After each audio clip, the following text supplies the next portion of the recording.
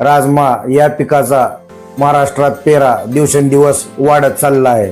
त्याचे मुख्य कारण म्हणजे हे कमी दिवसात येणारे त्याच पद्धतीनं चांगला नफा मिळवून देणारे पीक आहे। नमस्कार शेतकरी मित्रांनो, मी कृषी तज्ञ अमरसिंह लोमटे। राजमा काय भागामध्ये याला पावटा म्हणतात, काय भागामध्ये घेवडा म्हणतात।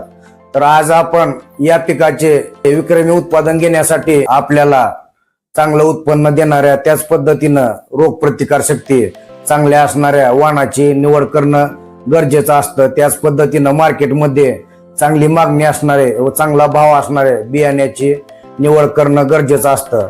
त्यासाठी आपण सद्यस्थितीमध्ये फुले राजमा, वरुण, डायमंड, टांझानिया, ब्राझील वागा, चित्रा वागा याच पद्धतीनं फुले सुयेस यासारख्या वाणांची पेरणीसाठी आपण निवड करू शकतो।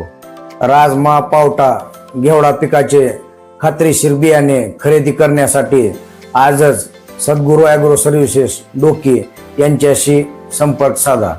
आशा करतो की आजच्या या मार्गदर्शनामुळे आपलं राजमा पिकाचं उत्पादन वाढण्यास नक्कीच मदत होईल।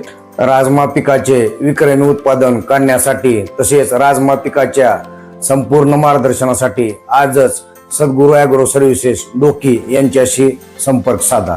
व्हिडिओ आवडला असेल तर व्हिडिओला लाईक करा।